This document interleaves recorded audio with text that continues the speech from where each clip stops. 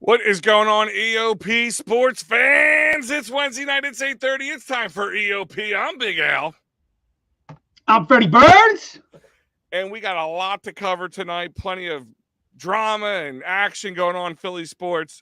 And we already get to us. Joe will be joining us shortly. We have special guest Sean Barnard joining us. You've seen him on our post-game shows. You've seen him on Pick Swap Media. You've seen him on Fox the Gambler. You're going to see him tonight, and we're going to talk about the dramatic undertakings or whatever the hell you want to call it in the Sixers organization. But first, we're going to kick it off with a little Phillies talk right now. The Phillies are down 4-2 in Toronto on their second game of this 2-game series. They are on a 3-game losing streak, and if they don't shape up, they'll be on a 4-game losing streak. But Fred, I mean, I'm going to start off with this one. Aaron Nola took them out tonight, going up against former LSU pitcher, so a little friendly fire going on between the two of them. The last time he had that back down in Tampa, that was like the best game we saw from him all season long. Not so much the going on here. I can honestly tell you, and I want your opinion, I am so like Aaron Nola is what Aaron Nola is, and we got lucky they didn't sign any crazy contracts with him in the season or before the season started, and they are lucky at this point because it doesn't seem like he's going to change. Like people are saying, was he number one? Was he number two? I don't even know he's a number two. Fred, your thoughts? I think he's just a number two. I mean, he is what he is. He could be a three sometimes. I just think we need to leave him alone and stop like expecting, outstanding performances night in and night out when that's just not the guy he is. He's a good pitcher. He was actually in the Cy Young running last year. So as much as I have said that in the past, I think now it's like overboard. Like everyone's like, screw Nola, he stinks. Like he doesn't stink. He's not a bad pitcher. He's a good pitcher to have, and he has his good games and his bad games. And that's where I'm at with him. So I just think the expectation level has to be lowered across the board, and the contract as far as like what he should be getting paid next year as well. Well, that's my thing is, do you think Aaron Nola will be able to lower that expectation come next year? Or does, he think he's a better pitcher than he's shown at least so far this year? Yes, I agree with you. Aaron Nola is not a bad pitcher, and for the right price, and Aaron Nola's had a very team-friendly contract going into this for many years, and we've talked about that. But overall, just Aaron Nola is not my number two guy anymore, even with the struggles of the other guys. And I'm not like ready to give Michael Lorenzen the papal blessing and move forward with him. Listen, he's had 2 great starts. I mean, I don't know how you top your last start. Like, I feel like he's peaked already. Hopefully he still continues to pitch well. But if the season was to end today and go forward, I don't know. I don't know if I'd run with that. I would run with him as my number 2. What would you do? I mean, we don't have no choice. You're right. So, I mean, who would be the 2? I mean, I guess Lorenzen could be the 2, like you're saying, but like we don't know yet with him either. We got to give him a bunch of starts to know that. So, yeah, and I'm not just saying Lorenzen, Ranger. I mean, Taijuan Walker. He's another one that's making me a little nervous right now. Like his last couple starts, it wasn't like his velocity was down, but his command was good, or his command was down, but his velocity still looked good. Like he is doing both, and that's a scary situation. And I hope we're not looking at the Taijuan Walker that we saw in the beginning of the season. June turned the calendar, and we always talked about Schwarber being this June guy, but a lot of guys turned around, and from June into July, Taijuan Walker, Ranger Suarez had some really good outings. I mean, sub 1.5 ERAs.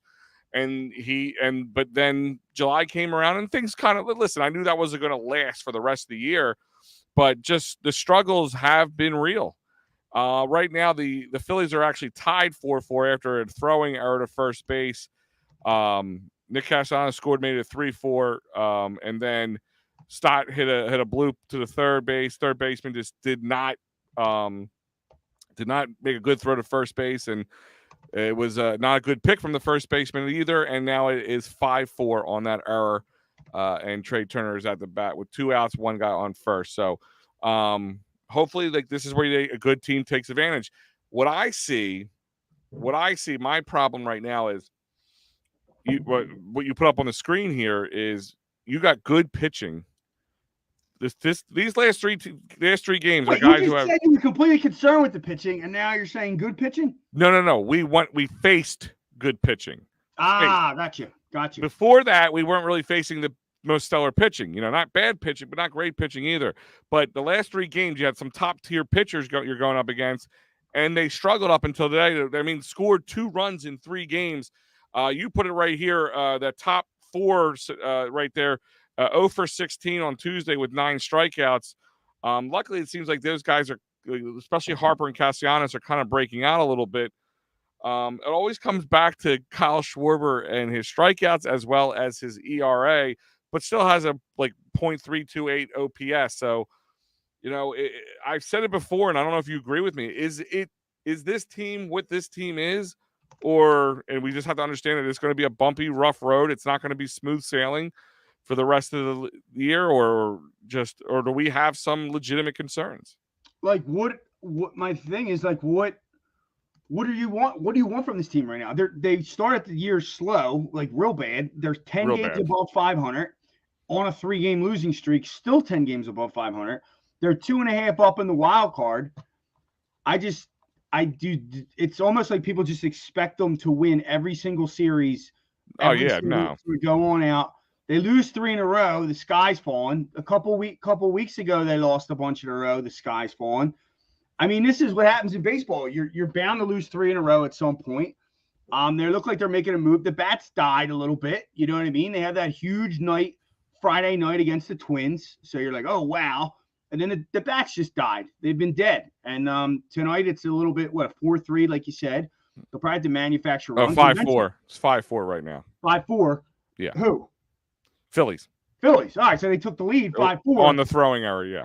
Got it. So, the bat now we have 5 runs, and maybe we end up with 7 or 8 by the end of the night, and we win. So now so essentially what happens is we lost the series to Minnesota, we split with Toronto, and now we're into the next series, which isn't that terrible. It's just 1 game behind. So no, and I'm not sitting there saying the sky's falling. What my point is, the one thing I worry about is my eye test, and the one thing to look at is, like I always say, if the season was to end now, and we all know it's about streaks, that streaks just occur. But my problem, my worry is, if they can't pitch again, they can't hit against good pitching. What do you think you're going to see in the postseason? I mean, that's just what it is, and that's a little bit of my worry going into deeper into the season. You got guys trying to make playoff runs, so things are going to get tighter. You're going to have guys. You have good teams. You're coming up. You still have some series against the Braves. You have some series against San Fran. Trying to think what else. I mean, you still have some divisional players against the Nationals. Up, but Nationals, Mets. Should be an easy one, but I just think it's the roller coaster of the league. You know what I mean? That's what happens. And they've beaten good pitching in the past. You know what I mean? Mm-hmm. What's the guy in the Marlins guy, Alcantara? That was the guy, we would always beat him, even this year. Now, he had a good game against us. They end up pulling that out. But I think as this lineup sees pitchers more and more, they adjust. And when it comes to playoff time, it's a totally different animal. You got the energy of the crowd in there. Are they going to win the World Series? Are they going to go back to the World Series? I don't know. That's probably not something you could predict and definitely be like, that's definitely going to happen. But to be concerned, significantly, I just can't get there right now. This team has proven time and time again to be resilient, come back and win. And even in the games that they're losing, they, come back or at least make a run. Very rarely does what Saturday happen for this team. So, they even had a shot last night, and then they went down in order 8-9, but 7, they had a shot there. You're not going to win every game. And so I just think down the stretch, they will adjust. They will hit this pitching, and they're going to get a hot streak again, too. I think what we need to hope, though, is the hot streak comes in the playoffs, because last year we limped into the playoffs, and all it took is that one Cardinals game, and then all of a sudden, we went on fire. But then They died right after that game against Houston where we had all the home runs. 5 home runs, It and died, then they couldn't. and it was done. Like, so once it dies, it's done. So you live, it's kind of like the 3-ball. You live by the 3, you die by the 3. You live by the home run, you die by the home run. Mm-hmm. So that's kind of my thoughts on it. So real quick, I want to remind you guys that this is brought to you by, because we have our guest coming up here in a second. But I want to remind you guys that this is brought to you by PhillySportsTrips.com. Guys, do not wait. I've been saying this 1,000 times. Do not hesitate. Get to PhillySportsTrip.com. Lock in your spot from all these amazing trips. Right now, if you went on there right now, the San Diego trip for Phillies sold out. If you go in there and you try to go get the New England trip for the Eagles' first away game, guess what? Sold out. Stop waiting. Go to PhillySportsTrips.com. Here's the more recent Eagles trip that's coming up. You can head down to Tampa to watch Phillies take on Tampa Bay. Hollis Thomas is going to be there. Vince Papale is going to be there. David Akers is going to be there. And they partner up with Philly of the South, which is a great place. I think that's Tampa Joe's. Check it out. PhillySportsTrips.com. So now we're going to transition conversation into the more drama-filled, dramatic Philadelphia 76ers, but I kind of felt we needed to bring somebody in for this one. I think he's down here maybe twice. There we go. There he is. Sean Barnard. Sean, what's going on, brother? Guys, if you're just joining us and you've been living under a rock and you don't go on Twitter and follow anything Sixers news related, then that means you might not know who Sean Barnard is. But the rest of us, we all know who he is. Check him out at Fox Sports The Gambler, as well as Pick Swap Media, and as well as he's been on many of our post-game shows here at EoP and joined the Party on Broad crew many a times. Sean, thank you for joining us tonight. Yeah, I appreciate you guys having me on. I wish I was in better spirits or had a more optimistic outlook of the franchise right now, but I still love chopping it up anyway. Sure, and maybe I don't know. Maybe I need some help. I need some therapy. Maybe that's why I brought you on. Maybe a guy who's an insider with his information that maybe we could spin this maybe a different way that I could see it, but it's really hard to. So for those, like I said, have been living under a rock, James Harden Monday morning early just laid it out on the line. There's no trolling or anything in this situation. He straight out called Daryl Morey a liar, and he will not be part of any organization that he's part of. Let me say it again. Like he doubled down on it. He said it all. And we've all made the jokes about the love fest between Daryl Morey and James Harden. Obviously, huge divorce coming up. I mean, is it just me, or is it just the dumbest move he could have made for not just for us, but from a standpoint from his career? Yeah, I mean, for starters, like when I saw that video for the first thing, I really questioned if it was real. Like I just kept running that. Sean, I thought it was AI. I'm like, I got text message. I'm like, dude, I think this is artificial intelligence doing those things. Yeah, I was like, I can't believe he would just straight up say it like that. But amazingly, when I saw the second angle come out, I was like, okay, I guess he actually did. But an absolutely wild thing to say. And yeah, like you said, there's no trolling here. He made sure his message was clear. When he hit us with the "let me say it again," all hope of this possibly being healed up evaporated from me. I knew there's no chance for this being repairable. I mean, James Harden really doesn't have any leverage at all. And his leverage play that he's trying to go for at this point is that he's just going to make it as impossible to work with as possible. He's going to make it as miserable of a relationship as could possibly be, to the point where the Sixers will just give up and get rid of him. Now, the thing that I guess he does have in play is the Sixers still have to protect Joel Embiid here, that they need to make sure Joel does not get frustrated. And honestly, if I was Joel, I absolutely would be right now. So that's kind of the play Harden's going for. This guy is the Michael Jordan of forcing himself off teams. He's done it in ways that I've never seen before or thought was possible. I don't think it was the wisest move from him from a career standpoint moving forward. We see what the market currently is for him, and for him to continue to be acting like a fool, to me, doesn't make sense. But who knows? He's going to kick and whine until he gets what he wants. And unfortunately, the way the NBA goes is it's likely that he will get what he wants in the end. Can you talk about and you shared it out, the contract situation, how if he doesn't show up to camp, then and they decide not to trade him and he just sits out the year, let's say, then he loses the year of free agency, and he's essentially right back in the same spot next year because he can't be a free agent. What is the rule on that? Like, is it unrestricted free agent, or is he just like back on the Sixers again?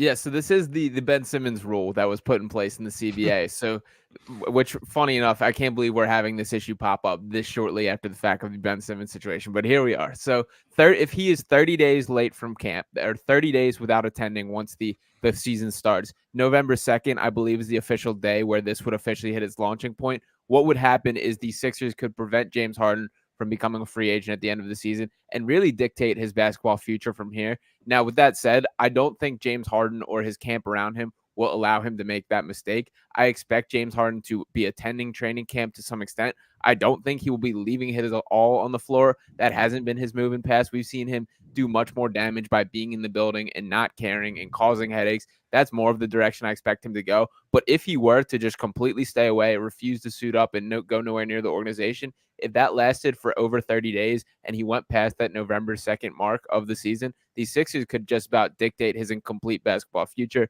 But like I said, I don't expect that to happen because James Harden's camp going to be aware of that as well. So I tweeted out, when it all right after it went down, like you guys said, I probably watched it half a dozen times before I really soaked it in. But do you believe that there's there's always, when there's a problem that occurs, both sides, there's always a little bit, sometimes something wrong. Do you think Daryl Morey kind of, like, we all talked about, oh, James Harden took less money last year and what a great guy he was and all this stuff. Do you think there was anything that Daryl Morey kind of either promised him, but, didn't 100% sign a contract or anything and led him to believe, and this is why he's retaliating and straight out calling him a liar?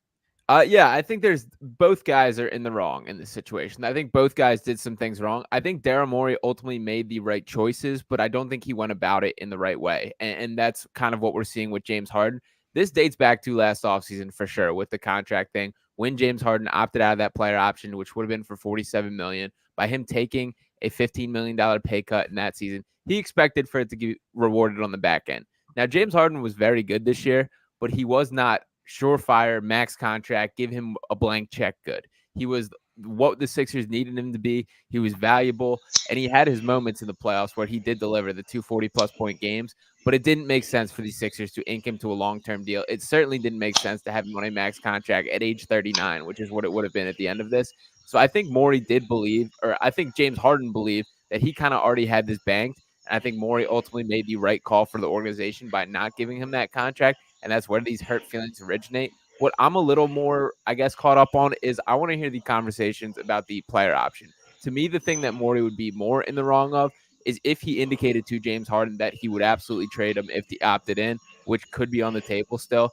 If Morey didn't do that, I have no issue with anything Morey did from the contract, but not giving him the max here. It's just the right basketball decision. At the end of the day, Daryl Morey's job is to make the right decisions for the Sixers, and that's what he did in this case by not offering him that. So the only reason that I would have that much of an issue with Morey is if he said to James Harden that I will trade you if you opt in, and now he's going back on that word, because that is some dirty business. But I also think James Harden needs to let Daryl Morey play the game a little bit. That report about him being off the trade market, that could just as well be a leverage play. Like if the Clippers call back with a better offer, you know what? Trade talks open up against. There could be nothing more than that. But I do think that what was said in between those two in the closed room does matter for the context of this. And I do think both guys are somewhat in the wrong in this situation.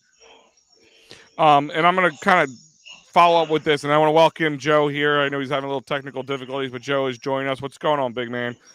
What's going on, man? I'm back. I'm good. What's up, Sean? What's up, Joe? So my follow-up on this is are the Sixers doing the right move from the brass standpoint by not commenting on this, like kind of being quiet, letting it play out instead of kind of getting in front of it and saying, we're sorry that James feels that way, but whatever. Like they're just, does it do them no good, or is it good that they just take this stance in your eyes? Yeah, the corner that James Harden kind of has them backed in this situation is if the Sixers say that, like, we had a deal, like, they can't admit to having any sort of handshake agreement because that's then tampering and a manipulation of the CBA. And the Sixers already got bought for that last offseason in the talks with PJ Tucker and Daniel House. They got 2 second-round picks stripped then. So they can't really go out and, like, lean into it at all. That's why Harden kind of has a chance to control this entire narrative, as he's very actively trying to do with all these comments. So the Sixers are kind of in a tough space. I think it's probably, for now at least, to let the dust settle. It's the right call to just not comment and leave it go. But it's a delicate balance that they're going to have to fight coming out of this from a PR standpoint, because James Harden can sling as much as he wants at the walls right now. And if anything sticks to the Sixers, it could damage them from an organizational standpoint. So if they catch another fine or more stripped draft picks from this, that would be very hurtful from an organizational standpoint based on how bare the cupboard already is. So they kind of got to be careful on how they work out of this. Don't you think we could all... Go ahead, Rob. No, you go ahead. Don't you think we could all be reading into this just a little bit more than needed? I mean, I brought this up with Al and Fred that, like, the quote-unquote promises that could have been made to James Harden could have just been, hey, I promise you we will trade you. There were all the talks with the Clippers. He said that that's where his destination wanted to be, and he didn't come out with this video until, quote-unquote, the trade talks were shut down because Morey wasn't getting what he wanted. So I don't even know if it's so much a contract that was promised to him. It could have been just a destination, a trade out of Philadelphia that at this moment doesn't look like it's going to happen. Yeah, I think that's very much on the table, and I'm sure Harden will talk more about it and we'll get a clear idea. That, to me, is where Morey would be a little more on the wrong. If he guaranteed to James Harden that I will trade you, and then he's walking back on his word on it, that is a little bit of a dirty way to do business. But also, like, we are not to the season yet. Like, Daryl Morey has plenty of time to still make a deal, and that report about taking him off the trade market, those things change so quickly that we see these reports pop up all the time. And also, to James Harden, it is not in your best interest to make it publicly clear where you want to be traded to the point where that team does not want to be upping their offer because they're bidding against themselves. Like, if Harden goes about this in the other way, where he's saying, like, he's either not saying anything or saying he might be willing to come back to Philly, that juices up his trade market by teams potentially wanting to come get him. And in the same breath, dating back to the in good faith conversation for the handshake deal, if that was the case, a guy who believes he has a contract at the end of this and they agreed on also is not a guy who starts driving up the price and saying that he's going to Houston starting back in Christmas, which he did this year. Yeah. So there's a lot of kind of mixed messages on both sides. I do think that they're both sick of each other. I think probably the deal was that Harden and Morey had the long-term agreement in place at the end. That started to sour as the season went on. I think the Rockets rumors definitely were a part of that souring, and I think that this is more bad blood in between this. But I do think that we'll hear more of James Harden's side of the story whenever he gets back from China. I'm sick. I'm so sick of this whole situation, but now where I'm starting to care is now I could care less if PJ Tucker sides with James Harden, but when Joel Embiid starts to remove all the stuff, it's like, hey, is he being a troll again? And if he is being a troll, it's kind of immature at this point, or is he really getting Harden's back? Because he takes all the stuff off, then like hours later he tweets like about the Union, our city, let's da-da-da-da. Yeah. So, like, where do you think that stands in with – do you think he's trolling again, or do you think he's really like, you know what, he lied to Harden, maybe he's lying to me, you know? Yeah, I mean, I think Joel can see – Joel's a smart guy, that he can see the end of the tunnel in this, that if you want to compare this to the Ben Simmons situation, like, at least Joel hated Ben Simmons too. He doesn't feel that way about Harden. I think he genuinely likes Harden as a human being. I think he likes playing with him. He certainly made his life easier on the court for periods of time.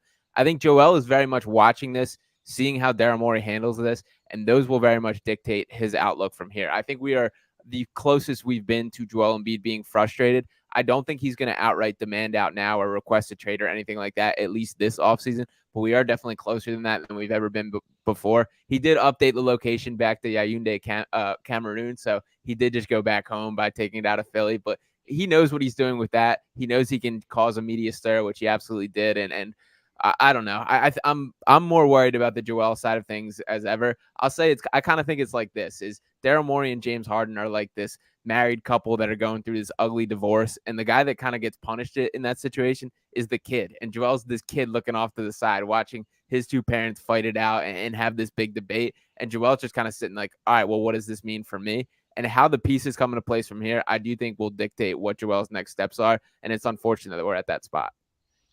Aren't we all just so over these players causing teams to be hostages in these type of situations when it comes to a trade demand or a contract or sitting out with fat suits, whatever the hell it may be? I mean, I simply am like, whether it's Harden staying or leaving, I don't care. I mean, just I'm tired of seeing it. I'm tired of hearing of it. I mean, when it comes to Daryl Morey and his promise of whatever it may be, well, James Harden, you shot yourself in the foot because you're the one saying that you have one destination and one destination only. So you can only look in the mirror and blame yourself for that. And Morey not getting what you want or what he wants in a return and compensation and getting this trade, finally going. I mean, he has no one to blame by himself. I mean, sure, could Morey be a little bit in the blame? Absolutely. I do think that both sides are dirty. I'm leaning more towards James Harden being the dirty one here because he can't admit his own faults and his own, just his own doing in all this. But overall, I'm just as a league in general, I'm tired of these players just holding teams hostages. Yeah, I agree with that sentiment as well. And I don't want to be the anti-player empowerment guy because it's also something that some of these guys have taken their own individual steps, but it's definitely swung a little too far in the fact that it gets forgotten that a contract is still a contract. And I think on the player side of things, that isn't always acknowledged. Like with this James Harden situation specifically, you can stand up there and say you'll never play for an organization led by Daryl Morey ever again. But the bottom line is you're under contract by the only organization that is currently run by Daryl Morey. So you don't really have a choice there. And like the same thing with the Dame Lillard thing, like I would have much more sympathy for Dame if you had not literally signed an extension last offseason. It's like, if you want to be a free agent, you can. That's how this works. That's the beauty of how the NBA was set up, that if you want to leave, you can sign wherever you want by getting a free agent. And the league put in these stipulations to try and encourage players staying with their original team by allowing them to sign for more money, get these max deals that they couldn't get for others. And this has turned into players kind of having their cake and eating it too, by they sign this lucrative long-term deal with the team that they drafted them, and then they requested trades. So they're already on the books for that number. For example, Jaylen Brown just signed this $300 million deal. I think we're going to be looking at the same situation with Jaylen Brown flash forward 2 years from now, where he's going to be demanding out, when the likely situation, he could have just been a free agent next offseason. So it is this frustrating factor where the contracts are not standing up the way. We know what stars mean in the NBA. One player changes the game in the NBA more than any individual player in any other sport, and we see how much they can dictate things. But it's definitely frustrating, and it's something that I would love to see Adam Silver step in and take a stance on. I know he sent out a league memo, but I need a little more substance in that. Yeah, he had us remove our general manager, Sam Hinkie, who I think things would be a lot different if he stayed the whole time. But now he's quiet. He was quiet during the Ben thing too. Yeah. But my question is then, let's say this Embiid thing's real. He doesn't want to deal with Morey. Is firing Morey on the table as well? And there is a guy that built the Golden State Warriors that's available right now. But then at the same time, you're doing the same thing. You hired the coach and then you hire the GM second. Right. It's just such a mess. But do you think Morey being fired is actually on the table? I think there's somewhat of a chance fit. I'll say Yaron Weitzman today, who's pretty plugged into the Sixers organization, reported that he thinks it's extremely unlikely and they wouldn't consider it. I think there's a chance that if ownership looks at this and see like that's our best outlook, I hope for the Sixers' sake that there's some conversations going on now, figuring out, all right, what exactly is James Harden talking about? What is he accusing you of lying on? Because there is a legitimate chance that Daryl Morey did more in the wrong than we kind of know about, depending on what he said to Harden. Those were closed-door conversations that no one can really attest to besides those two, and it will turn into a little he said, she said. But if Morey did guarantee things that he couldn't deliver on, that's not a guy you want running your franchise, and that's something that a situation that should never pop up. And if Joel is that unhappy, I think if Joel is going to force his way out, if that's looking like the outcome, they would fire Morey ahead of that happening as a way to save Joel. And that would likely, in this situation, mean Harden coming back. So I think the Sixers organization could look at it as if Joel doesn't want Morey here and he's seeing that he caused that they go for it. But unless that's the order of operations, I don't see it for now. I think in most likelihood, Harden is eventually traded or not on the Sixers anymore. Joel is still here and Morey is still here for this year at least. One follow-up to that. Do you think, because if they lose Embiid, they're trying to build a stadium. And without Embiid, if you just have Maxey and you don't find another superstar, they're not probably going to get that stadium because they're not going to get the revenue because no one's going to go. Yeah, that's the tough conversation. And it's the same thing with the Clippers. The Clippers have a new stadium opening next year. That's part of the reason that they're loosely in this James Harden sweepstakes. They're wanting these star names that they can get, keeping Kawhi, keeping Paul George. But those kind of economic factors do matter to teams. At the end of the day, for the owners of teams, this is about making money, and you got to put butts in those seats. You got to get people buying tickets. So that's definitely going to be heavily on the mind of the front office. I hope, once again, I hope that there's some conversations with Joel. I hope there's a clear eye to eye with that. But yeah, if Joel is to demand out, we're looking at a straight up rebuild in that situation, and that can't be anything that appeals to them right now. I think you guys are trying to persuade me to this rebuild because I don't want that new arena at all anyway. So hey, blow it up if that's the outcome. Yeah, I mean, I think priority number one is for sure to keep Embiid. I think ideally that they're going to keep that as their focus, but everyone has their point where enough's enough. And as much as Joel has been loyal, just as much, if not more, than any star around the NBA, you can't be naive and think that stars stick with their original team. It just doesn't really happen anymore. And as much as I appreciate it from Joel, I wouldn't even blame him if he hit his point of blowing up and doesn't want to be here anymore, because he's been through the ringer, that guy. So who knows how exactly he's feeling. I do think he's as uncomfortable as ever, or as uncertain about his future as ever. But for now, he's still our guy. All right, guys. Well, he's Sean Barnard, and you can find him at Pick Swap Media on Twitter at Sean_Barnard1. You can find him on Fox Sports The Gambler. And you can find him here at Edge of Philly Sports as well, doing a lot of the Sixers post-game shows, joining Party on Broad and us as well. We'll be having him back on as a guest as we get back on to the season. Actually could talk maybe some, X's and O's in basketball and actually playing the game instead of the as the world turns drama that goes on around the Sixers organization. Less and less actual basketball surrounding the NBA these days, I swear. It really is. And maybe he could sell more bottles of wine, like he heard somebody. It was one of my favorite tweets I've seen today was because he said they sold 10,000 bottles immediately after that thing dropped to a Chinese Twitter. A guy bought 10,000 bottles of wine. They said it's Daryl Morey's burner account. It all was. But thanks, Sean, again, and we'll have you back on shortly, man. Yeah, appreciate you guys for having me on, and yeah, hopefully in better spirits next time about whatever's going on with the Sixers. All right, man, take it easy. Follow me at Sean Thanks, Barnard1, guys. See you guys. All right, guys. You know what? You know what really bothers me? You know what bothers me is we have the Phillies top of the wild card. We got Eagles preseason going on, and we're sitting here talking about the drama of James Harden. I mean, it's the last possible thing I want to think of right now. In fact, I might not even check in on the Sixers until maybe November.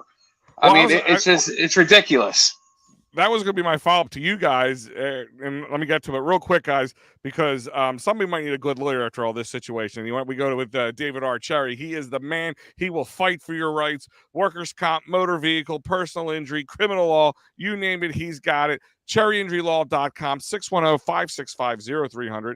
His name's David R. Cherry, and he will fight for your rights. CherryInjuryLaw.com. And before we move on from the Sixers conversation, Joe, you kind of, brought up one last topic I had for the Sixers I want to go over with you guys is, with it all said and done, is Daryl wrong? Is James wrong? Is Joel Embiid going to want out? What about the fans? Like, he said Joel Embiid was like the little kid in the corner why mommy and daddy fight, but I feel like the ones who are hurting the most are us, people like us, the fans out there who put their hard-earned money in, because we already kind of had this inkling that the season was, not at all in season. Not that they couldn't make a championship run or anything like that, just that they were kind of waiting for that cap space to start opening once they can, and really build around Joel. And all right before this all dropped, Joel, him and Daryl Morey and the organization sat down, and he's all on board, and he's going to give us his best yet. And then this drops, and then his whole Twitter, changing his profile and all that stuff drops. But the ones who hurt the most are people like us who actually spend time following the team, enjoying the team when they are good. Like, does that talk about hurting building a new stadium? Why would any fan want to go to a new stadium, let alone the old stadium at this point? Winning will cure it. But I'm exhausted. I'm with you, Joe. I'm like, I even party on Broad today. I'm like, dude, we spent 15 minutes on it. We're spending 20 minutes on it now. I don't even it's just, but it's what people want to talk about too. But it's like, oh my God, I'm just so tired of it. And I think it's over the years, it's constant. So it's not like this just happened and we're like, oh wow. It's like last year it was this, then it was Ben Simmons. Last year we're getting sued for picks tampering. Year before that we got a burner. Brian Colangelo's tweeting stuff about the star player on the team on a fake Twitter account. Year before that, they're getting rid of the GM on purpose because instead of just losing, he had to tell everyone he's losing on purpose. He couldn't just do it because he started. It's just like year after year after year.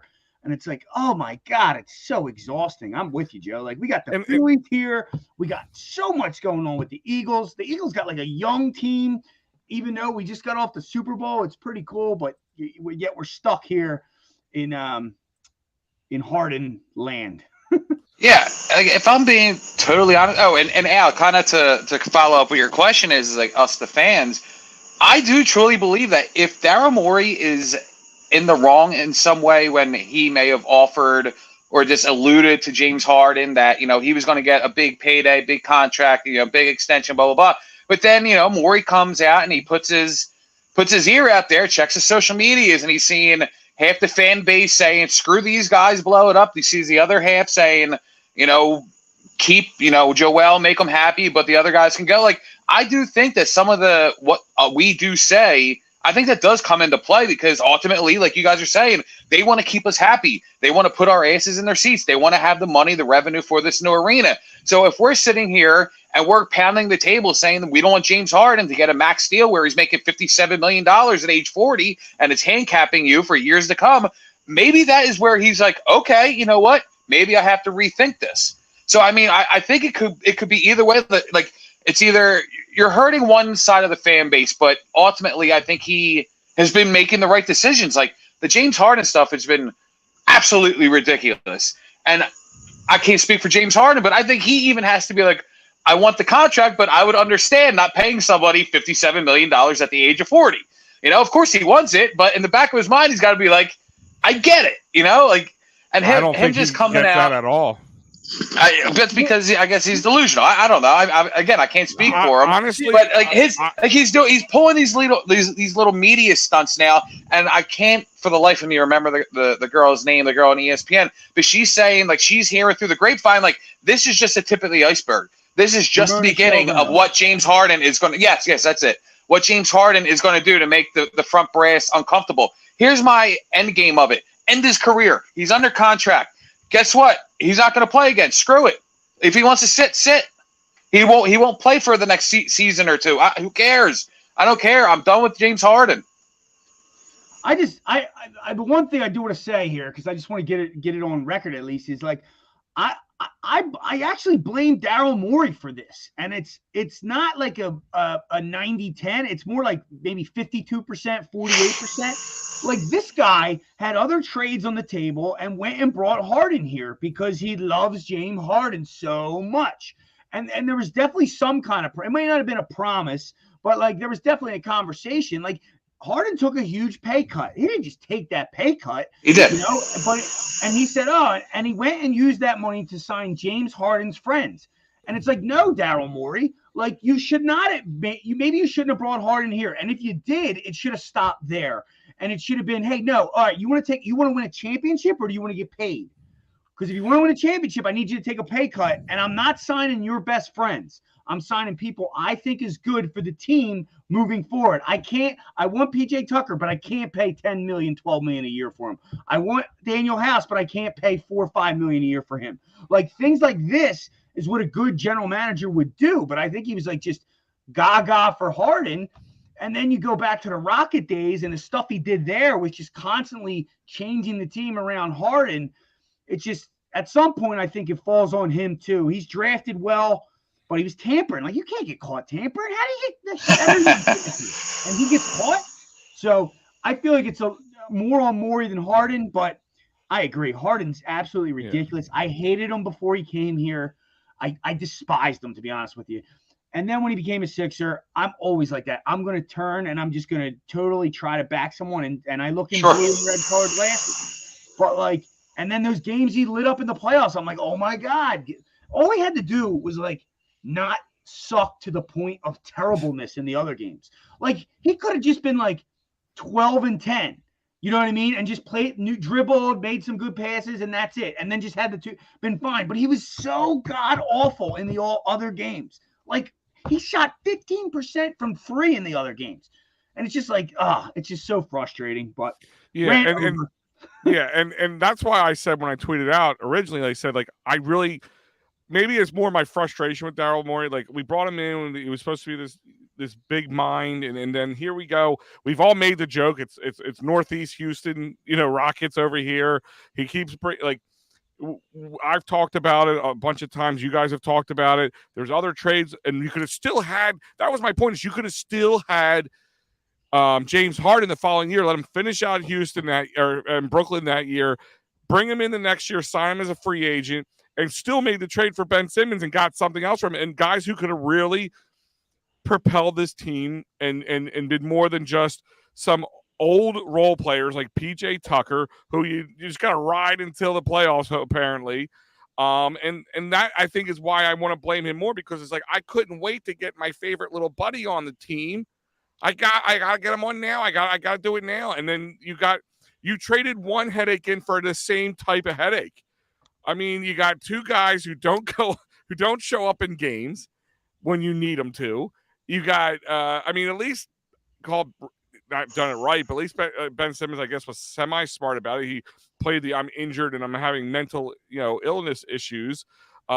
James Harden, I don't know how he's getting away with it. I mean, he's flat out saying, I'm going to make it.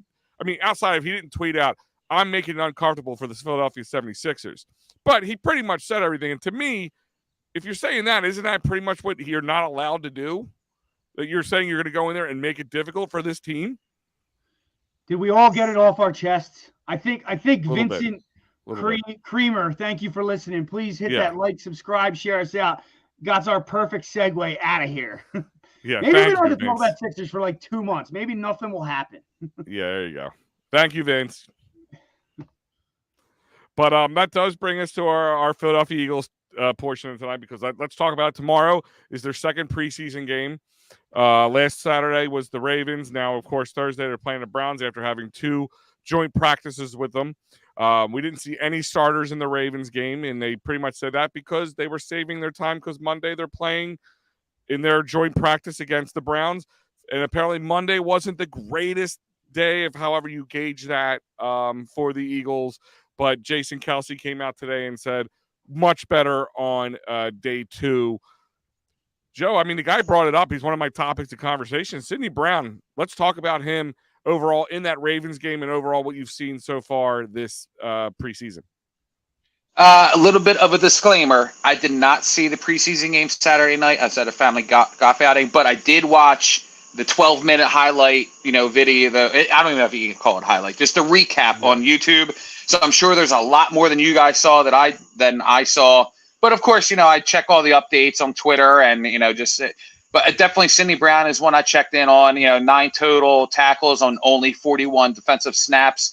His sideline to sideline, his intensity, his athleticism, his hitting, just everything. He comes as advertised. I mean, we talked about, all of us, talked about him last week, saying he was a guy that we were looking forward to watch. And,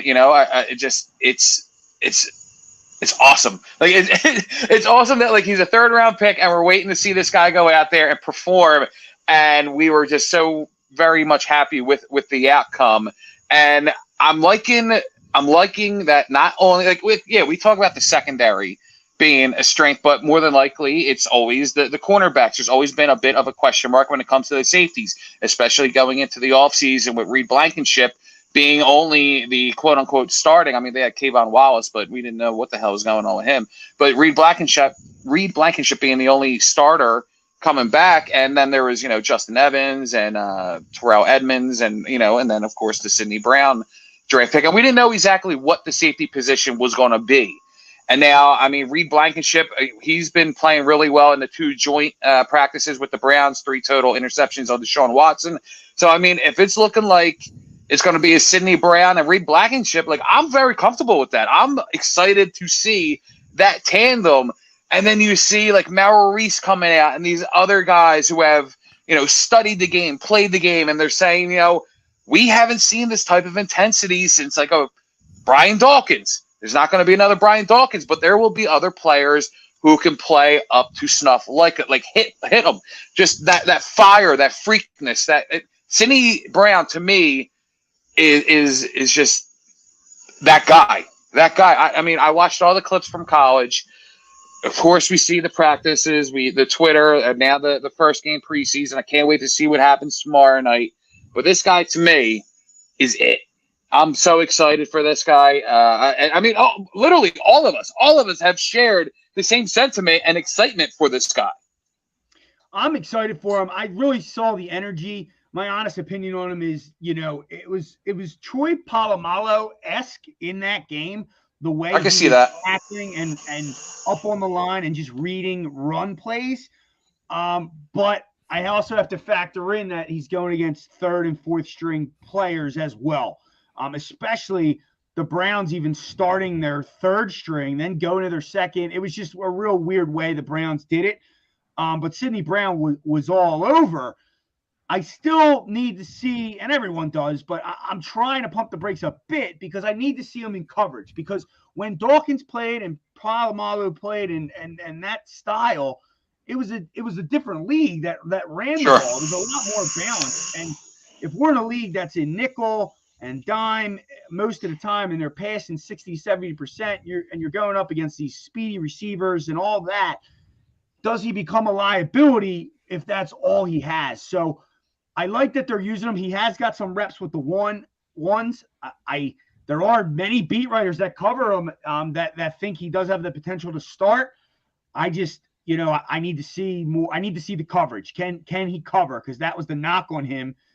And we're really not – it's probably going to be like a burn as we go or learn as you go, you know what I mean, type of thing. Like throw him into the fire, maybe lose a game or two, and then see if he can learn from it type thing. But, dude, wow.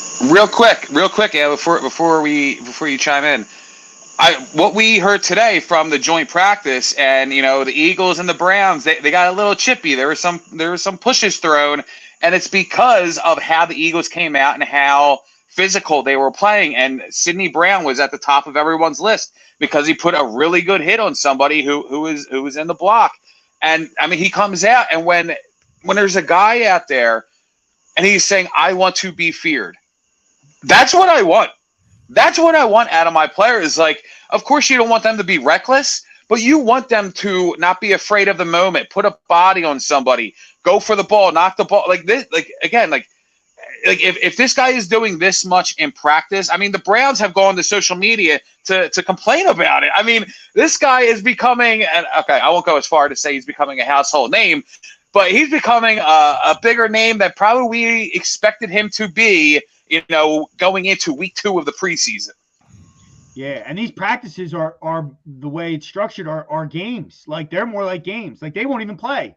He might play, but most of them. So, like, to your point further, like these are legit situations that they're putting him in. Like they want to see, they value that practice more than the preseason game. So definitely that he is like a huge talk. Like he's like the talk.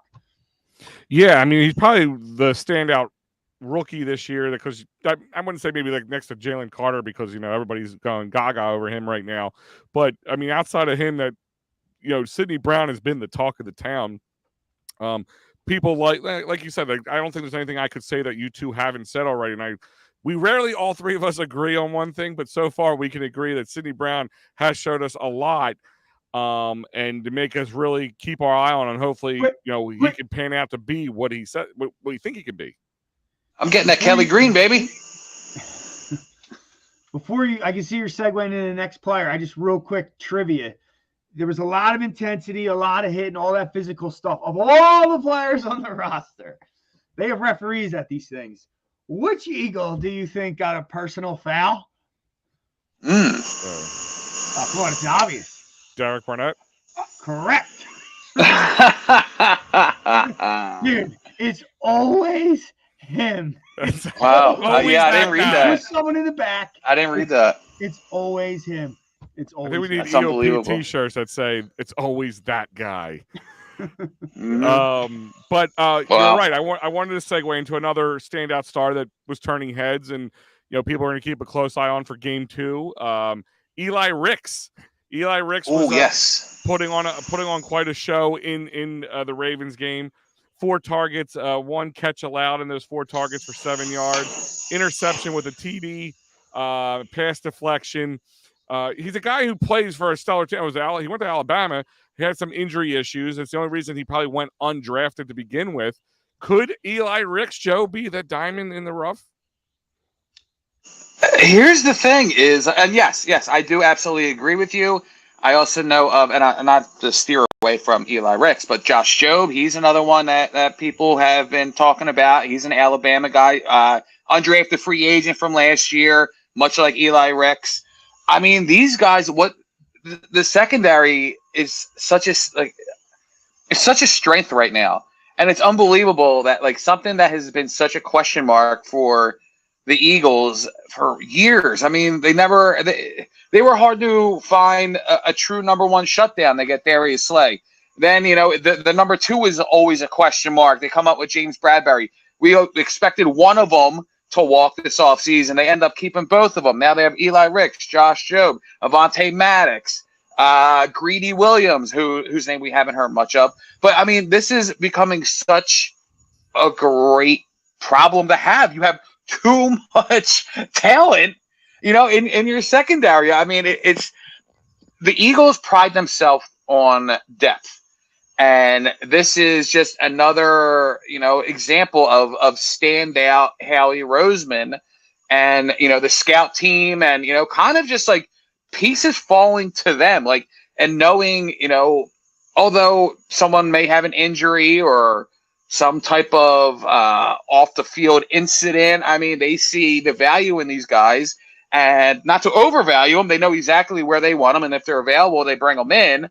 I mean, Nakobe Dean last year, 3rd round pick, we all expected him to go in the 1st. He had a little bit of a pec thing. Everybody was scared. Howie was no brainer in the 3rd. Now we're expecting him to be our number one linebacker, fingers crossed, hopefully. So, I mean, it's just Eli Ricks. I mean, seeing those stats, I think to Fred's point, you have to acknowledge that he is playing against 3rd, 4th, and 5th round or 5th team options. But it's great to see that there's not much of a worry going into the offseason, especially with some of these positions that we've had a worry regardless of whether it's, OTAs, training camp, regular season play. There's always been a little bit of a question mark outside of the Darius Slay and James Bradbury past season. I mean, it's a weight off of the shoulders. The pressure seems to be lifted.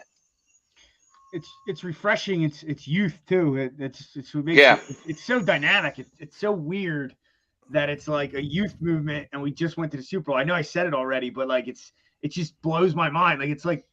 It's so fun to watch new young players. But we're awesome too. It's not like we're in a rebuild year. But to Eli Ricks, I got so excited. I saw a lot of resilience in that preseason game because he got beat twice before that. He missed the tackle, he fell on the ground, and then he comes back, gets the pick 6, had another bat at the ball away, and he was chirping in the quarterback's face, which I didn't really like that too much, especially considering, like you said, it's a 3rd, 4th string guy. You read the quarterback and made a pick.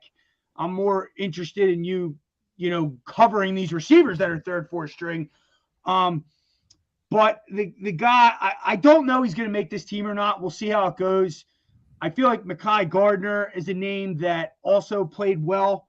And I think he also plays special teams. He got beat one time, but the thing with Eli Ricks is he's not really a contributor on special teams. I mean, he plays it, but Gardner actually made some plays, so I think that may give him the leg up. But to your point, Joe, it's cool to have options that it seems like any one of them can be plugged in. And Josh Jobe, man, he's the 4th corner.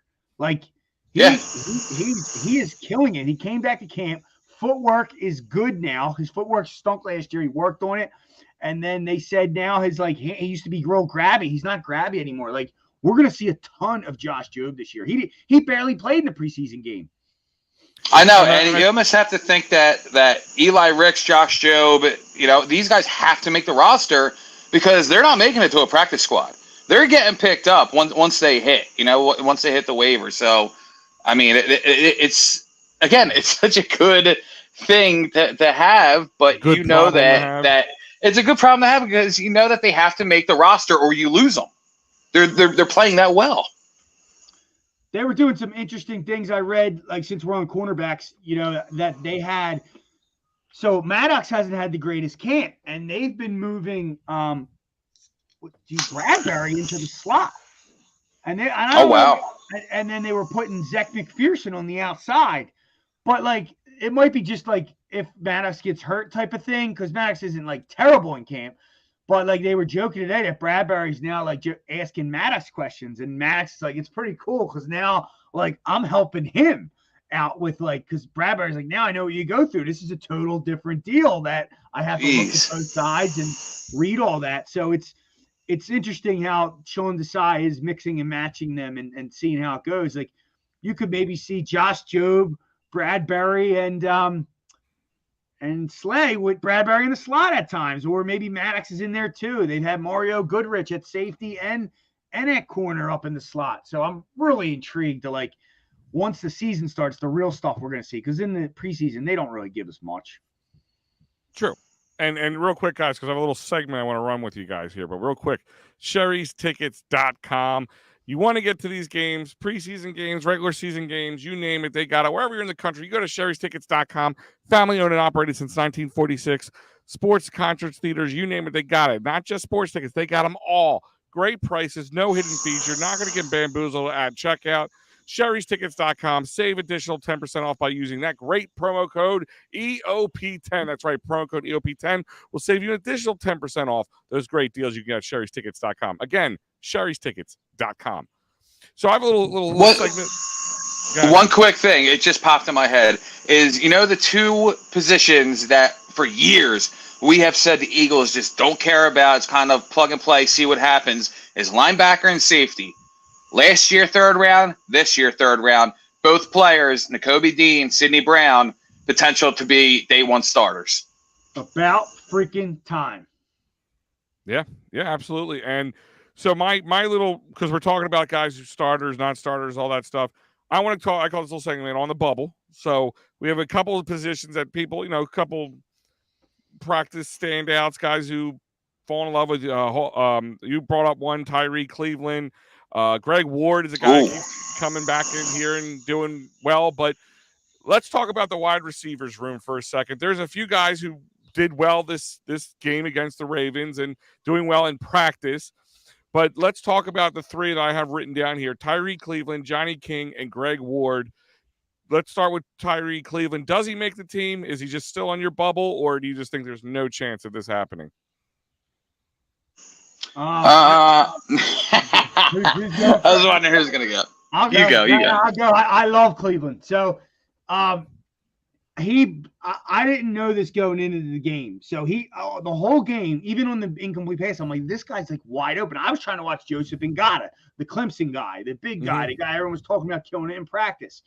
And this Cleveland guy is all over the field wide open. He has a good game. I think he had 5 catches, maybe 50 yards, nothing crazy. He was 5 for 10, 68 yards. 68 yards.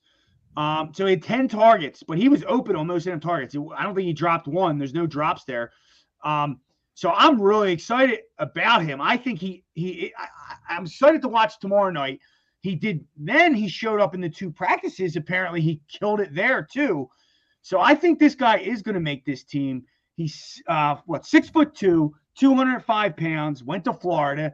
He has 3 years in the league with the Denver Broncos, and we got him last year off the practice squad. He signed in like late January, so he's accustomed to the culture around here. And another big thing is he's a gunner on special teams.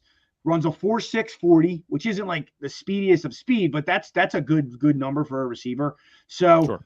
I think he could be a gunner on special teams, be that 6th, 5th guy, and actually contribute it if he gets in. So for me, Tyree Cleveland, he's on the bubble, but he is going to make this team. Is it Tyree or Tyrone? Tyree. Tyree, okay.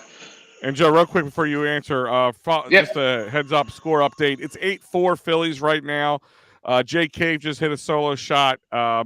And hopefully they can hold on to it here, but we'll keep you guys up to date. And of course, when we're done, EoP isn't done yet. Matty B will be bringing you the Fightins final tonight to close up this 2-game series over Toronto. So go ahead, Joe. Tyree Cleveland. This is a guy I wanted to ask you guys about because once again, I didn't see the full game. I only saw the highlights, I guess you can call them. And Tyree Cleveland is one that stood out to me. And what I wanted to ask you guys was also when I was watching it, I thought that Tanner McKee,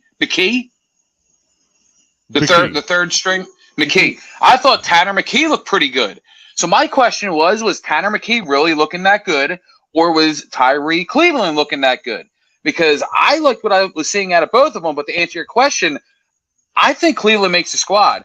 And one of the things I'm thinking is not only because of the special teams aspect of it, is because I think they need fresh blood. I mean, it can't be the Greg Ward, talk all the time. I'm liking what I'm seeing out of this this fresh name, this fresh face, this fresh talent. And you know what? I'm intrigued to see what more he can do in whatever role that the Eagles put him in. Because I think he was here last offseason too, right? And then they cut him. I think this is his second stint with them. No? He was on Denver, but he signed the practice squad with the Eagles in January of 2022. So he was here for the playoff run, but not. Got it. That's probably what I'm thinking of. But yeah, that's who I'm going with. I would definitely see him making the roster. I mean, it's only been one sample size, but I think he's been looking pretty good. Yeah, I mean, I have to agree. I mean, the wide receiver room is going to be pretty tight. So for him to make for any other guy that isn't Devonta Smith or AJ Brown, or I mean, they've been trying to sell us on Quez Watkins this whole preseason. Like they're just so high on him. He's so much better. So you're going to start running into lesser options. He's a lot. Space. So I'm going to go. I think Tyree Cleveland does make it. So let's take it to the next one. Hold on. Let's get the other 5 down though. For 4 down first. So it's Zacchaeus makes it. I'm pretty sure. Mm-hmm. Zacchaeus, Watkins, Brown, Devontae, and then it's a matter of if you're keeping 5 or 6 because you need a punt returner too. If you cut Covey now, you need a punt returner. And Covey's hurt or hurt. He has a hamstring issue. So he'll probably be back. Did you say Oz? Did you say Oz? Olamide Zacharias. Oh yeah. That's the guy from the Falcons. He's right? making it.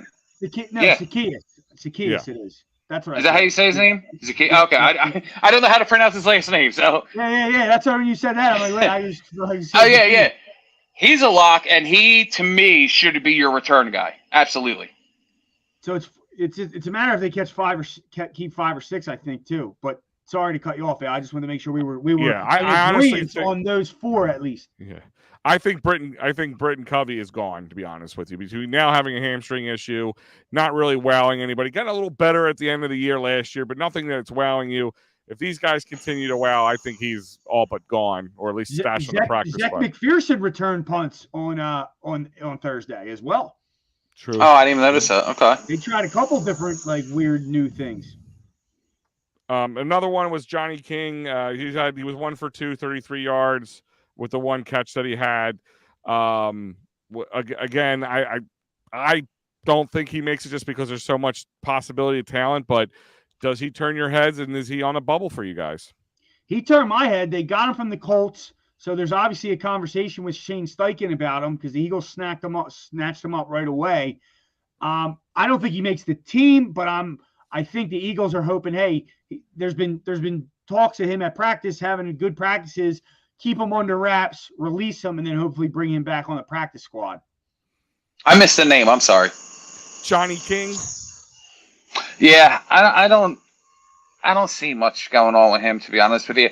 I think to Fred, your point of how many wide receivers do they actually carry? I think that is such a huge question because we already know of 4 that are locks. And one of my questions to go along with that is and maybe I'm just thinking nuts about this, but do they carry 4 or 5 running backs? Because Trey Sermon is playing pretty well, and if they like DeAndre Swift more in the receiving game, and you're going to line him outside, I mean he's another receiver for you. Yeah, don't jump the running back. That's my next bubble. I'm sorry. And adding on to it, because we just talked about it, and do they keep 5 or 6 D-backs? It's not just a D-back problem, because you probably keep 5, which means Ricks, Garner, or Job ain't gone. So it's one of them are gone then. So or do they keep? It's crazy. It really is crazy. So it's going to be interesting. They got possible three tight ends too. Yeah, they're going to have to cut Calcaterra because they love Jack Stoll. So or does Dan Arnold show up? So I was gonna say, what did Dan Arnold? I know Dan Arnold had a reception the other night. I don't know if he showcased him any more than that, but I mean, he's a big body. I mean, he's a big guy. He can block. He can catch. I mean, I would think. I mean, and they signed him like he was just an outright, free agent signing. I think they like him enough that he's going to make the squad. Well, we didn't know because Ian Book was so god awful. Oh my god! That I don't even think he should play anymore. Like he would literally drop back and just not throw it. Like you'd see a receiver on a curl route open and he would just not throw it, and then he would just scramble and run. It was bad enough that Notre Dame fans disowned him. I think by the end of that game, he was like Kevin Cobb, dude. He was seeing ghosts. It was wow. Crazy. Yeah. It was in the I don't know if it was the broadcast or the post game show I was listening to, but somebody said he'll make a good coach in the league one day, like pretty much just ending his NFL career there. So because those who can't do coach. Yeah, exactly. That's why I coach. But the last one is, I brought him up already. Greg Ward, sure hands. Greg Ward 5 for 5 for 53 yards. His longest that night was a 17 long run. But it is Greg Ward like the new Jordan Matthews? Like, are they gonna just cut him and like let him sit until we need him outside of an injury or something? Like, where do you see Greg Ward fitting on this team, if at all? To me, he's my Paul Turner. I used to be such a big fan of Paul Turner. Wanted him to make it on this team so bad, and then actually give him a role and put some trust in him, and it just never worked out. And then I feel like I springboarded right to Greg Ward, and you know what? Enough is enough. It's time for everybody to move on. The Greg Ward experiment is over. I think his time here in Philadelphia is done. And also, don't forget he's our auxiliary quarterback, isn't he? Oh my God, you're right. You're right. Well, now we got 3, so now you can dress 3. So yeah, maybe not as important. Yeah. But it was nice to have a receiver. But he never dressed anyway. He was we got him on the practice squad. I agree with you, Joe. It's the end. It's the end of the Greg Ward era. He showed a little bit more than Paul Turner, though. He actually has made some plays when he has played up there. That big catch from Wentz, and then he had some good games with him when we had no receivers but him. But yeah, I mean, this guy's. We need to move on to some youth and move forward. If they can bring him back on the practice squad, they will. Actually, that's probably likely that he would come back on the practice squad because I don't see other teams going to grab him. That's what I'm saying. Is he going to be the new Jordan Matthews? He's just only going to be an Eagle until when we need him to be. Like, just like he sits at home waiting for us to call him. Well, Matthews at least went to other teams. You know what I mean? Yeah. Ward's just here. Yeah. All right, so the last, because I know we're kind of running a little time here, so I'll make this a little quicker. But my last on the bubble moment here is we're going to talk running backs, as I said to Joe. Hold on, real quick, just honorable mention: Joseph Ngata as a receiver to look for. I know you got annoyed at me on that one. I could tell by the look on your face, but you can't leave Joe Ngata out of it. He's been big talk, and he's another guy that you got to watch tomorrow. No, you're right. You're absolutely right. So during this game, Kenny Gainwell and Boston Scott did not play. Nick Sirianni said it had nothing to do with starters or not starters. I don't believe that 100%, but I think it's because they've seen Kenny Gainwell in action. They've seen Boston Scott in action.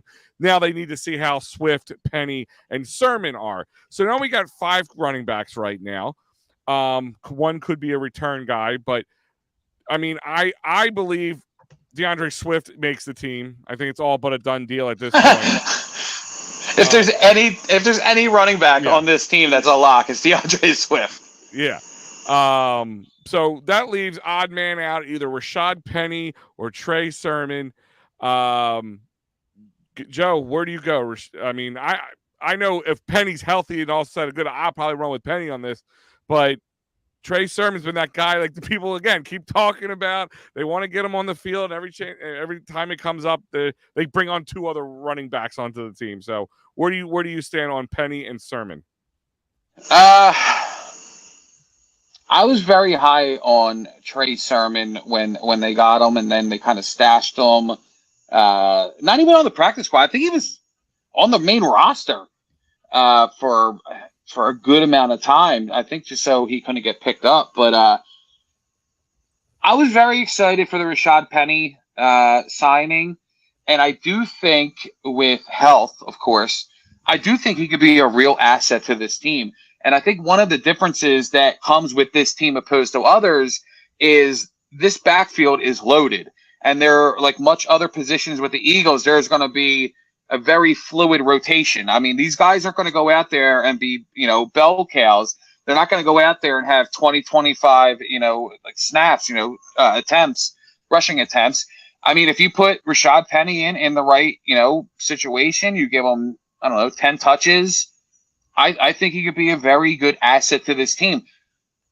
I guess with the real NFL experience, I guess you can say he's more of an asset than Trey Sermon still is.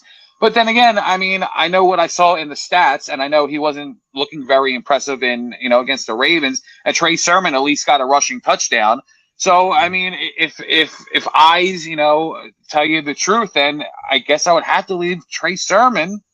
But then again, it's such a question mark. Like, if they are in love with this whole entire backfield, I mean, your question's right there, 3, 4, or 5. There's a chance they go 5, especially knowing that Swift is going to be a big receiver out of the backfield. I mean, you can line up, like one of the things that the Eagles rarely ever do is line up 2 running backs in the backfield. That could be completely different this year. New offensive coordinator, more talent in the backfield. You have obviously your offensive line that not only is arguably the best, but bolstered, upgraded with the depth. I mean, really, there's so many different options that can go along with this backfield. I could see them carrying 5. I can't see them carrying 5 in a league that's passing.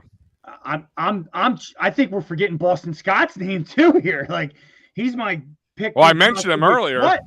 Because, I mean, they signed him for $1 million, but Rashad Penny's money isn't guaranteed. He's making $2 million. Explosion on the but it's not like a cap hit. There's no guarantee on it. He didn't have any explosion in the preseason game. Swift right away earned his keep. Apparently, Gainwell is getting all the reps with the ones, most of them anyhow. Him and Swift are splitting it. And he's had a ton of uptick in the playoffs. He went from 4.5 yards per carry up to 5.5. His receptions went up. So, I think it's Gainwell and Swift, as you were saying there, probably the 1-2 punch. This third spot, I really can't see him keeping 5. And it's hard to figure this out because if Penny doesn't show some kind of burst and Trey Sermon doesn't, I mean, Boston Scott, we know what he is. He can also return kicks and stuff. It's a good question. I don't know. I guess they wear the Trey. I think they can cut Trey Sermon, right, and still get him back on the practice squad. If they cut Rashad Penny will go elsewhere.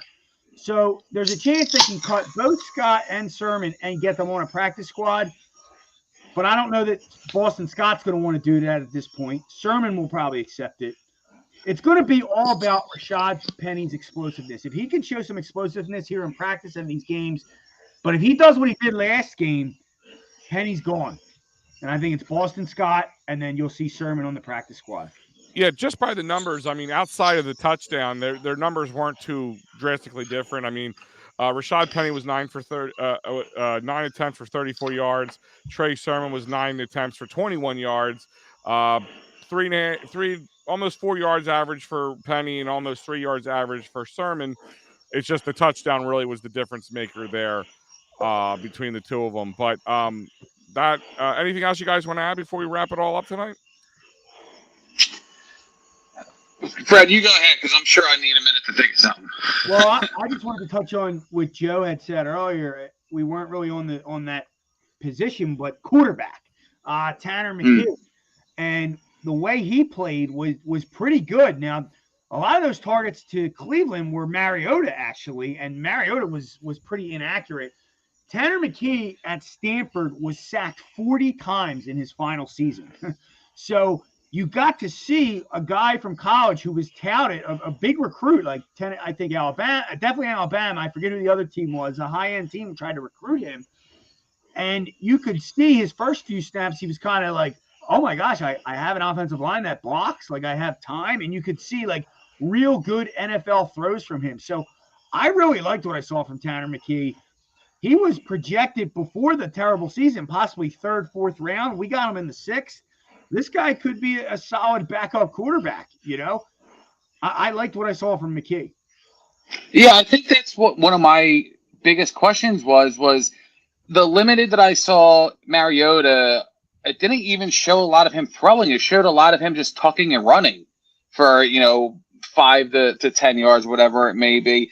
And what I was actually thinking is could he end up being more of a gimmick quarterback? Like if they need some short yardage and they don't want to throw Jalen Hurts out there for that those tough hits, those bumps and bruises, could they use Mariota? And or could Mariota lose the backup spot to Tanner McKee? Because again, in limited what I saw, I thought he was slinging the ball pretty well. I think the money. I think the money's the big difference in that decision making. Honestly, I mean, I don't know what Mariota's contract looks like if they cut him or something like that. How much of it's guaranteed versus not guaranteed? But the only reason I think, number one, it's the experience. It's the veteran experience and the money. You can fall in love with a guy in practice and in the preseason, but what happens in a regular season game could be a world of a difference. But I can see why everybody likes Tanner McKee. I mean, I went back and watched his highlight reel, and I really like what I saw. And sometimes it's that kind of, I don't want to say Nick Foles but Nick Folesian, like he has that calmness in the pocket. Nick Foles is exactly who Scott Graham compared him to, reminding him of. And if he keeps playing like this, so the Eagles have a decision at quarterback. Do they keep 2 or 3? Because if he has a god-awful game and throws some picks, you can cut him and put him on the practice squad. But if he does if he continues to, he didn't have any touchdown passes, so I guess he wasn't that lights out. But I just think, we got to watch. Hopefully he just plays okay, so maybe they can cut him and put him on the practice squad. Because I would hate to hold 3 roster spots at the quarterback position. Yeah. For heads up, guys, scoring update here. Phillies are up now 9-4. Bryce Harper blasts his second home run of the game, might I add. Got the bat. Yep. So it's good to see that the bats are warming back up again after a little hiatus. But 9-4, and it's the top of the ninth for those who are following along with us at home. Anything else, boys? My last thing for the night is I just want to give another, pat on the back to the Eagles in their love for the trenches, because it's not the sexy thing going around, and it never has been, and it's something that the Eagles have always stood pat on. And you're seeing Tyler Steen, absolutely. You're seeing Tyler Steen out there getting reps at left tackle, being moved to right guard. This guy's being moved all over, and one of the things that they preach is versatility. And I don't think that other teams have a guy like Jeff Statlin in their organization who can teach all these things and all these guys be that successful and that versatile and be that much able to just plug and play in any type of situation. It is such it's such a big thing when it comes to your offensive line, because ultimately the top thing is the quarterback. Protect the quarterback. When you have guys who 2-3 deep can do that, when God forbid, knock on wood, anything happens, i.e. injury, you know what I'm talking about. It is such a test to an organization and what their values are when it comes to their football club. And it's just, I can't speak enough about what this team does on their offense and defensive lines. Well, Joe, the sentiment is with Stoutland, and as Freddie put up on the screen here, Stoutland, he is the best of the best. Like, he is the Michael Jordan of offensive line coaches, whatever you want to call him. That's why I say you pay him more than Nick Sirianni. I don't care. And you keep him, and because guys just want to get cut from this team sometimes. Guys know in here that they're probably not going to make this team. But if they work under Stoutland, there's a good chance they're going to get picked up. Look at Nate Herbig. He knew he wasn't going to get a full-time job here. They cut him. He got picked up by the Jets right away, and then just signed a deal with the Steelers this year. So, you just want to be able to say you worked with Jeff Stoutland for an offseason or a preseason or whatever you want to call it, just so you can go get another job somewhere else. That's what he brings. And you know what? Like teams, when they lose out on a right guard or another, big key cog to their offensive line, it's always like the panic mode. Got to go out there, overspend on the top, right guard that's out there, and really try and figure it out. No, we're sitting here arguing whether it's going to be Juergens, who is their replacement center for Kelsey, or going to be their right guard now. Tyler Steen, who is possibly their backup left tackle, or going to be their right guard. Jack Driscoll, who can line up anywhere. Like, we're talking about all guys that are already in house that we can possibly plug and play and be our franchise right guard going forward. Teams don't have the luxury of that. That's why Philadelphia and this organization, Howie Roseman, Jeffrey Lurie, this is why that they are elite at what they do. And just to piggyback off that, Landon Dickerson did go down in the practice, and the interior got a matchup to watch tomorrow night because the interior did get blown up. And Josh Sills versus Sua Opeta, who's going to get the reps, who's going to start? Because if I'm pulling for Sills, I really am not that confident in Opeta, but that's a matchup that Stoutland has proven he can teach these guys. They'll look bad maybe a little bit, but then suddenly they have to fill in the season, and they're fine. They're adequate. They're good. You go down the list. Big V, he got him paid. Oh yeah. But watch that tomorrow night. Sills versus Opeta. Who's going to get the job there as the backup guard? All right, guys. Remember, this show is brought to you by David R. Cherry, cherryinjurylaw.com, 610-565-0300. Dave Cherry's the man. If you get hurt at work, get hurt in a motor vehicle accident, personal injury, criminal law, these are all life-changing moments in your life.